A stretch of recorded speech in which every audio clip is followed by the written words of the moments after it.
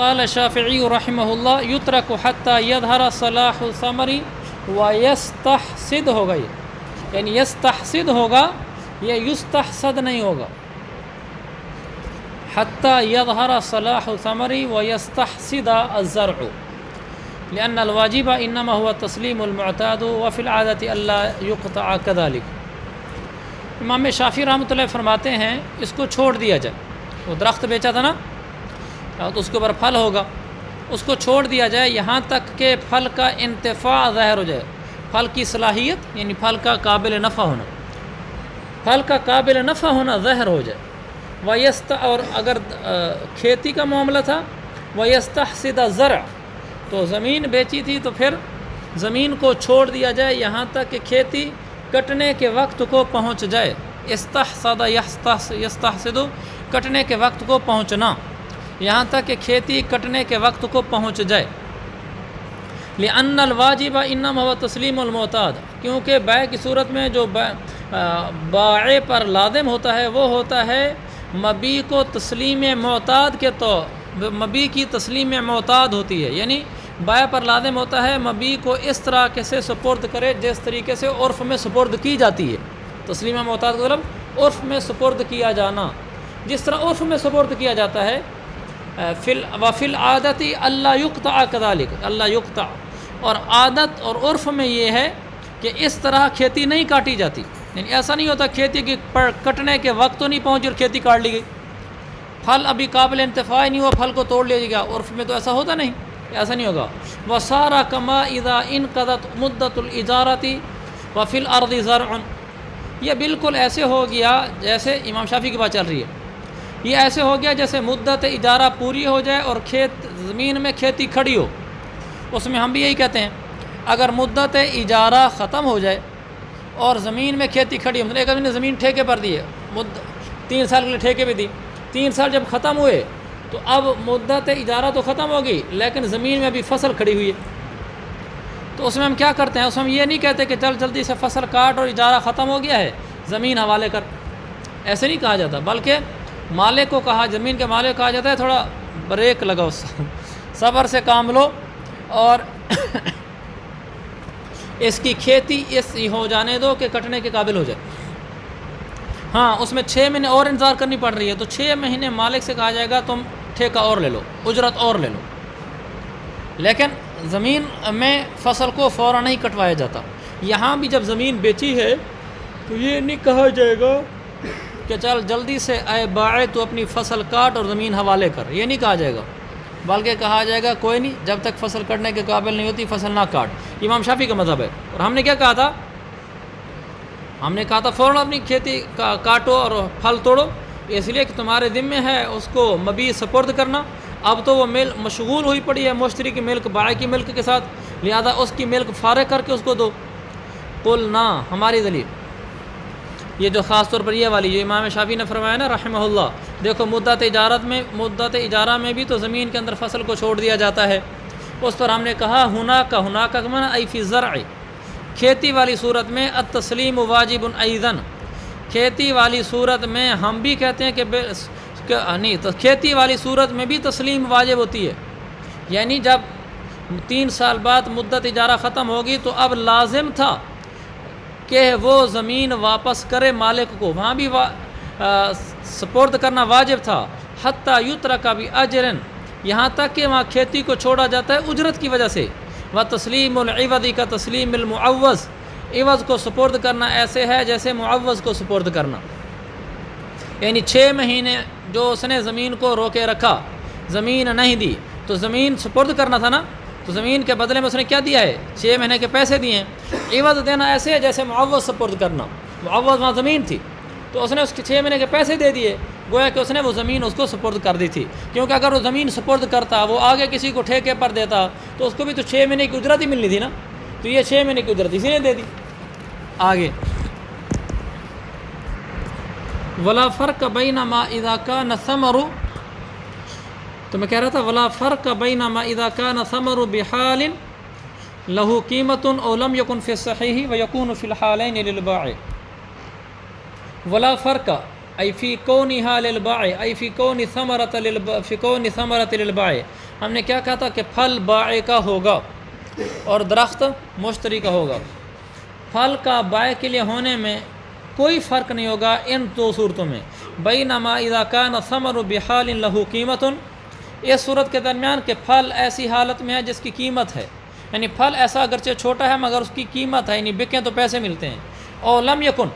یا پھل اب اس حالت میں نہیں ہے کہ اس کو کوئی پیسے بنتے ہوں، یعنی اس حالت میں بیچا جائے تو پھل بکے گا ہی نہیں. پھر صحیح قول یہ ہے، یعنی یہی قول صحیح ہے کہ پھل بہر صورت بائع کا ہوگا. آگے یہی لکھا ہے وَيَكُونُ فِي الْحَالَيْنِ لِلْبَائِعِ، دونوں حالتوں میں پھل بائع کا ہوگا. کیوں؟ لِأَنَّ بَيْعَهُ يَجُوزُ فِي أَصَحِّ الرِّوَایَتَيْنِ عَلَى مَا نُبَيِّنُ، اس لیے کہ اس پھل کی بائع صحیح روایت کے مطابق جائز ہوتی ہے. علامہ نبین، جیسا کہ ہم آگے بیان کریں گے. کہاں بیان کریں گے؟ اگلا قالا ومن باع ثمرۃ لم یبدو صلاحها او قد بدا جاز البیع. یہ ہے ما نبین جو میں نے بیان کرنا تھا، یہاں کی پھر تشریح کروں گا. تو بار وہ کہہ رہے ہیں کہ پھل کی بائع صحیح روایت کے مطابق اس طرح جائز ہے. فلا يدخل في بيع شجر من غیر ذکر، لہذا یہ پھل درخت کی بائع میں طبعاً داخل نہیں ہوگا بغیر ذکر کیے.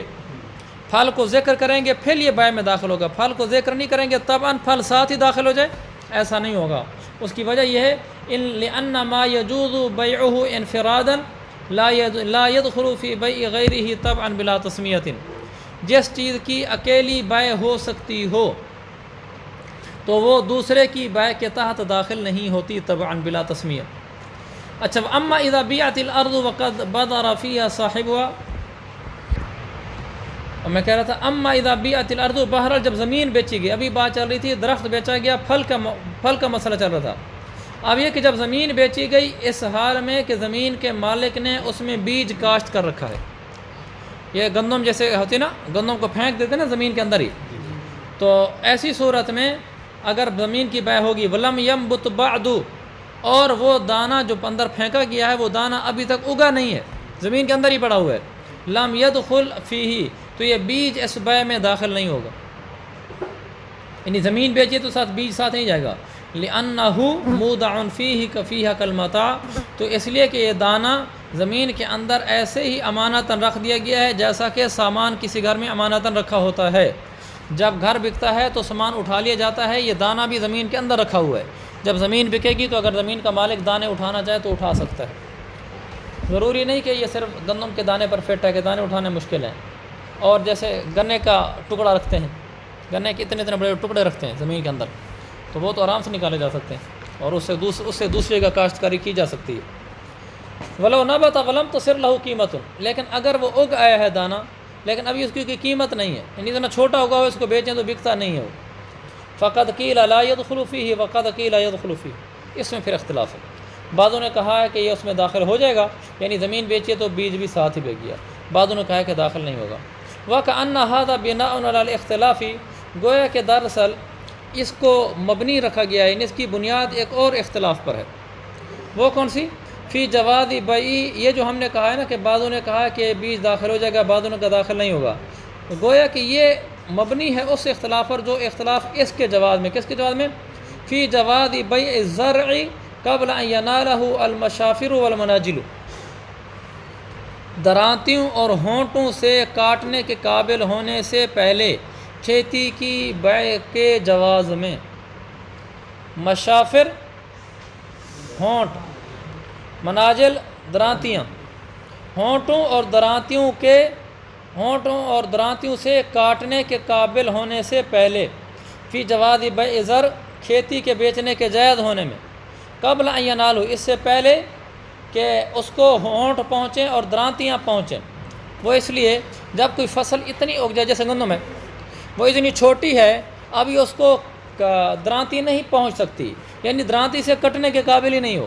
اتنی چھوٹی درانتی سے کاٹنے کے لیے ضروری ہوتا ہے کہ پہلے اوپر سے مٹھی سے پکڑنا پڑتا ہے، مٹھی سے پکڑ کے نیچے سے درانتی چلتی ہے. وہ دانہ ابھی اتنا چھوٹا ہے کہ اس کو آپ درانتی سے کاٹ ہی نہیں سکتے. یا پھر وہ اونٹوں کو چھوڑ دیتے ہیں کہ اونٹ جا کر وہاں اپنے ہونٹوں سے کھا لیتا ہے. چلو بھی درانتی سے کاٹ تو سکتے نہیں، جانور چھوڑ دو تاکہ وہ کھا لے، لیکن اتنا چھوٹا دانہ ہے کہ اونٹ کے ہونٹ میں بھی نہیں آتا.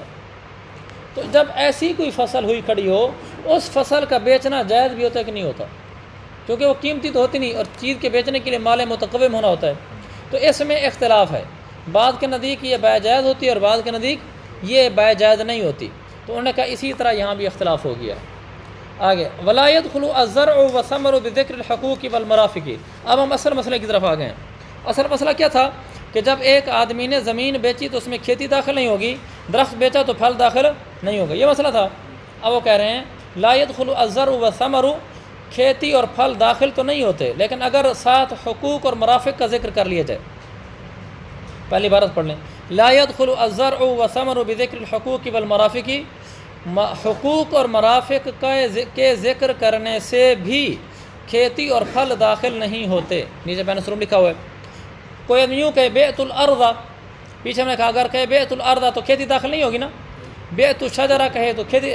پھل داخل نہیں ہوگا۔ لیکن اگر کوئی حقوق اور مرافق کا بھی ساتھ ذکر کر دے، یوں کہے بیعت الارض بحقوقها ومرافقها،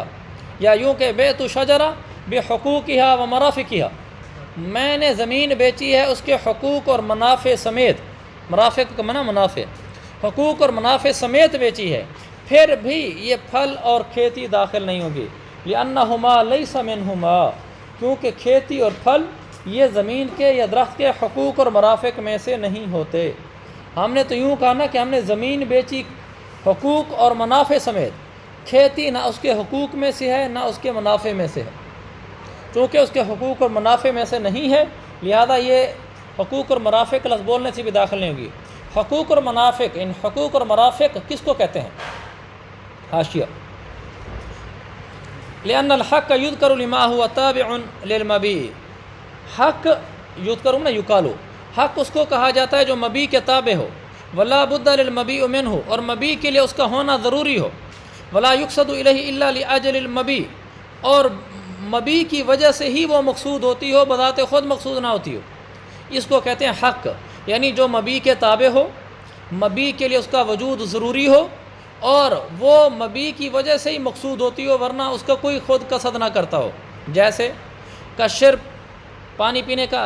پانی کا حصہ، والطریق، راستہ، راستے تک زیادہ سمجھا گا، شرب چونکہ آپ لوگ ذرا دیہاتی ماحول سے واقف نہیں، طریق یہ جو کھیتوں کے درمیان چھوٹی پگڈنڈیاں بنی پڑی ہوتی ہیں زمینوں کے درمیان،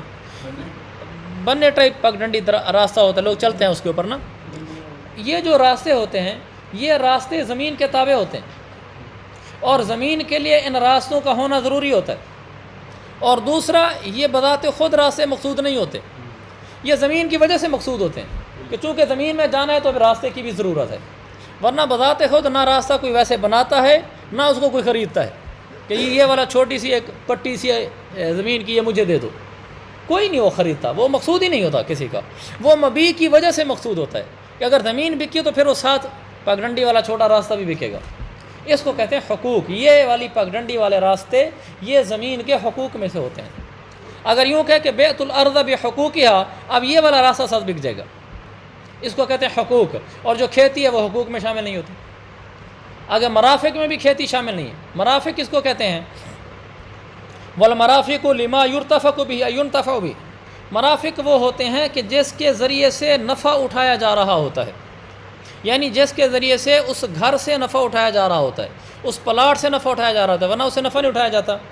وَيُخْتَصُّ بِمَا هُوَ مِنَ التَّوَابِ، اور اس مبیع کے ساتھ خاص ہوتے ہیں، جیسے آگے لکھا ہوا ہے کل متوضع والمطبخ،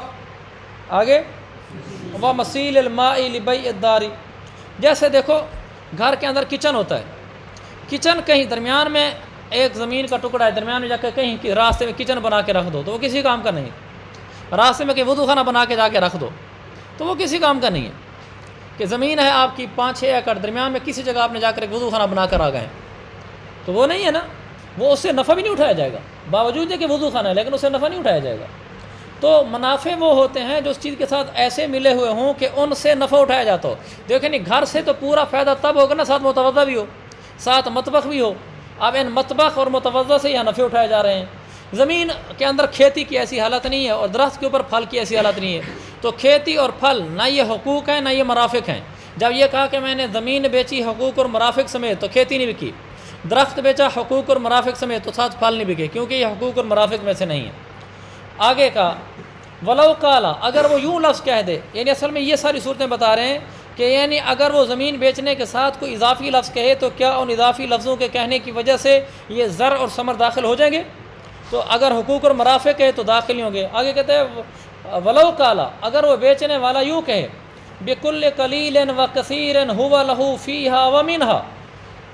ان یہ عبارت کی کہ بیعت الارض، میں نے زمین بیچی، بکل قلیل و کثیر ہوا لہو، ہر اس چھوٹی بڑی سمیت جو اس بائع کے لیے ہے، لہو کی ضمیر جائے گی بائع کی طرف، جو اس بائع کے لیے، فیہا زمین کے اندر، فیہا فی الارض و منہا من الاشجار، اس نے یہ کہا کہ یوں کہا کہ بعت ھذا الارض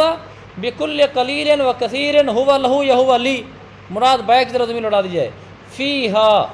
اس زمین کے اندر تھوڑا زیادہ جو کچھ اس بائع کا اس سمیت بیچا ہے، تو یوں کہا ومنہا ہوگا درخت کے ساتھ کہ میں نے بعت ھذا الشجر بکل قلیل و کثیر ہوا لہو منہا، اس درخت میں سے جو چیز تھوڑی زیادہ میری ہے وہ میں نے ساری بیچ دی۔ آگے کہا من حقوقہا، یا کہا من مرافقہا، من مرافق کا مطلب یہ من حقوقہا کی بجائے من مرافقہا کہا، تو اس نے الفاظ پورے یوں بولے ہیں بکل قلیل و کثیر ہوا لہو فیہا من حقوقہا، اس کے حقوق میں سے تھوڑی زیادہ جتنی چیزیں بائع کی ہیں سب سمیت بیچ دیا، یا یوں کہا بکل قلیل و کثیر ہوا لہو فیہا من مرافقہا، اس زمین کے تھوڑے زیادہ جتنی بھی چیزیں بائع کی ہیں اس کے مرافق میں سے وہ میں نے سارا تھوڑا زیادہ جو بھی ہے بیچ دیا ہے، پھر بھی لم یدخلا فیہ فی البیع، پھر بھی زرع اور ثمر اس بیع میں داخل نہیں ہوں گے، لما قولنا، وجہ وہ جو ہم نے بیان کی ہے، کیا بیان کی ہے کہ زرع اور ثمر یہ حقوق اور مرافق میں سے ہے ہی نہیں، لہذا حقوق اور مرافق اکیلا لفظ استعمال کرو، یا یوں کہو کہ حقوق کا تھوڑا زیادہ جتنا بھی ہے سارا دے دیا، مطلق حقوق کو ہو، یا یوں کہو کہ حقوق کا تھوڑا زیادہ جو کچھ بھی ہے بیچ دیا، بولا تو پھر بھی میں نے حقوق کیا ہے نا کہ حقوق کا تھوڑا زیادہ جتنا بھی ہے، جب وہ حقوق میں داخل ہی نہیں تو تھوڑا زیادہ کہنے سے کیا فرق پڑے گا، تو یہ نہیں ہوگا۔ وَإِن لَمْ يَقُلْ، جو سارا مسئلہ یہ پیچھے بن رہا تھا حقوق یا مرافق کے کہنے سے کہ حقوق تھوڑے زیادہ بول رہا تھا نا، وہ چیز حقوق تھی ہی نہیں، تو میں کہہ رہا تھا یہاں سارا مسئلہ یہ بن رہا تھا، اس نے کہا کہ حقوق میں سے تھوڑا زیادہ جتنا کچھ ہے، حقوق کا نام تو پھر بھی لے لیا، اور یہ تو حقوق میں داخل نہیں ہوتے، زرع اور ثمر، لہذا یہ داخل نہیں ہوں گے، سارا مسئلہ تو حقوق پر کھڑا ہوا ہے نا، چنانچہ اگر وہ حقوق نہ کہے، اس لیے یہ لکھا ہوا اِن لم یقل من حقوقہا او من مرافقہا دخل فیہ، اگر من حقوقہا کا لفظ نہ کہے یا من مرافقہا کا لفظ نہ کہے پھر زرع اور ثمر دونوں بیع میں داخل ہو جائیں گے، یعنی کیسے کہے بعت ھذا الارض بکل قلیل و کثیر ہوا لہو فیہا، بس آگے من حقوقہا نہیں کہا، یوں کہا کہ میں نے یہ زمین بیچی ہے، اس زمین کا تھوڑا زیادہ جتنا حصہ بھی مجھ بائع کا اس زمین کے اندر ہے سب سمیت بیچ دی، اب تو وہ بیج بک جائے گا، اب تو کھیتی بک جائے گی، سمجھا بھی اس مسئلے کو، چونکہ حقوق اور مرافق کی وجہ سے مسئلہ بن رہا تھا، اس نے کہا وہ نہیں کہا، یعنی من حقوقہا نہیں کہا، یا اس نے ایسی من مرافقہا نہیں کہا، تو پھر وہ داخل ہو جائے گا، داخل فیہ، اب داخل ہو جائیں گے۔ اما ثمر المجزوز والزرع الماسود لا يدخل الا بالتصریح به لانه بمنزلة المتاع، یہ سارا جھگڑا چلا رہا ہے اس پھل کے بارے میں جو پھل اس کے اوپر کھڑا ہوا ہے، یہ پھل کب داخل ہوگا بیع میں، کب داخل نہیں ہوگا، اگر پھل ہی کٹا ہوا ہو، یعنی اس نے زمین درخت بیچا اور پھل توڑ کے نیچے رکھا ہوا تھا، یا اس نے زمین بیچی اور زمین میں کھیتی کاٹ کر زمین کے اوپر رکھی ہوئی تھی، ایسی صورت اما ثمر المجزوز کٹا ہوا پھل والزرع الماسود اور کٹی ہوئی کھیتی لا يدخل، یہ داخل نہیں ہوگی، چاہے وہ بکل قلیل و کثیر بھی کہہ دے پھر بھی داخل نہیں ہوگی، الا بالتصریح بھی، جب تک یہ تصریح نہ کرے کہ درخت بیچا ہے میں نے کل قلیل کثیر سمیت اور ایک کٹے ہوئے پھل سمیت، پھر داخل ہوگا۔ زمین بیچی ہے میں نے کل قلیل و کثیر بھی کہہ دیا، لیکن کٹی ہوئی کھیتی کو شامل کرنے کے لیے کہنا پڑے گا اور کٹی ہوئی کھیتی سمیت، ورنہ ہی داخل نہیں ہوگے، کیوں؟ لأنہ بمنزلۃ المتاع، لأن کل واحد من ثمر المجزوز وزرع الماسود، ضمیر کا مرجع، کیونکہ دونوں میں سے ہر ایک وہ منزلہ سامان ہے، سامان جو زمین میں یا درخت پر رکھا ہوا ہو، اور سامان رکھا ہوا ہو وہ تو بغیر نام لیے ذکر نہیں ہوگا، جیسے کسی آدمی نے زمین بیچی اور اس کے اندر اس کا صوفہ پڑا ہوا ہے، تو صوفہ تو ساتھ نہیں بک جائے گا، وہ تو الگ سے ہی دینا پڑے گا، الگ سے اس کی بیع کرنی پڑے گی، تو یہاں بھی ایسے ہی ہوگا۔ ومن دیکھیں یہاں لکھا وزرع المحصود، وزرع المستحصد نہیں کہا، سمجھ گئے؟